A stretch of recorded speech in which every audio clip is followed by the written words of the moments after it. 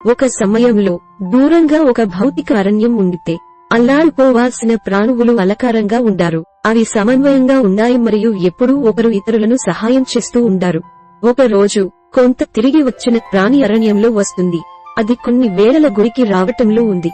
ఇతర ప్రాణువులు అది స్వాగతం చేసి అది తన ఇంటికి ఎక్కడ ఉందో తెలియడారు, కానీ అది తన ఇంటి మీద ఎక్కడ ఉందో తెలియలేదు.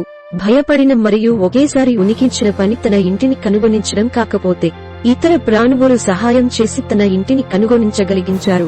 కల్పించే ప్రణాళికతో అల్లాడుకోవాల్సిన ప్రాణి తన ఇంటిని కనుగొనటానికి సహాయం చేసేందుకు ఇతర ప్రాణువులు కలిసినవి. అరణ్యంలో పక్షులు ఒకే సమన్వయంలో పనిచేసినాయి.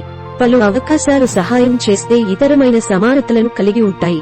ఒక దినం అరణ్యంలో కొంత తిరిగి వచ్చిన లమ్మి అరణ్యానికి సహాయం కోరింది. ఇతర ప్రాణువులు అది స్వాగతం చేసి తన ఇంటికి ఎక్కడ ఉందో తెలుసుకొని అది తన ఇంటి వద్దకు ఎట్టింది.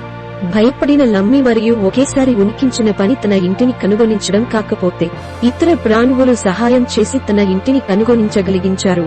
విద్యార్థులకు ఉపయోగపడే పటాలతో అల్లాడుకోవాల్సిన ప్రాణి తన ఇంటిని కనుగొనటానికి సహాయం చేసేందుకు ఇతర ప్రాణువులు కలిసినవి. అంతా కాక పిల్లలు, మీరు గుర్తుంచి మనం ఒకరు ఇతరులను సహాయం చేసి మన లక్ష్యాలను సాధించగలిగే కృత్రిమ విఘ్నాల సమాధానంతో మనం సమస్యలను ఎదుర్కొన్నట్లు శక్తి పొందాలని ఆశిస్తూ ప్రాణువుల సమన్వయంలో ఉన్న మాయా అరణ్యం నుండి ప్రత్యేకంగా వెళ్లాలని నిర్ధారించాము. కానీ దాని దారిలో మాయా సంపద మరియు విఘ్నాలు లేదా ప్రాణువులకు ప్రమాదం తగానే ఉంటాయి. వెళ్లిన దారిలో ఒక ప్రాణిని కనుగొనడానికి మార్గం కనపడలేదు.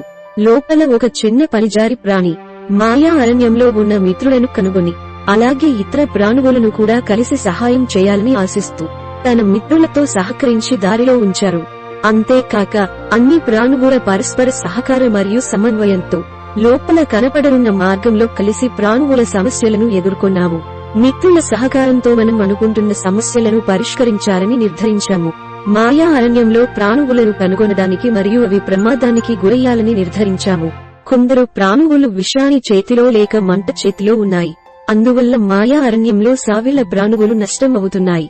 కానీ ఇందులో మనం ఉన్న సామర్థ్యాన్ని ఉపయోగించి ప్రాణువులను కలిసి సహాయం చేయాలని నిర్ధారించాము. ప్రతి ప్రాణికి సరిపోతే తన స్వంత కార్యాచరణలో ప్రతిఫలితం దొరకాలని పరిగణించాలి. కానీ పరస్పర సహాయం చేస్తే మనం మరికొన్ని సమస్యలను పరిష్కరించగలము. అలాగే మాయా అరణ్యంలో ప్రాణువుల ప్రమాదాలను తగ్గించడానికి సాధారణ ప్రత్యేక చర్యలు ప్రారంభించాలి.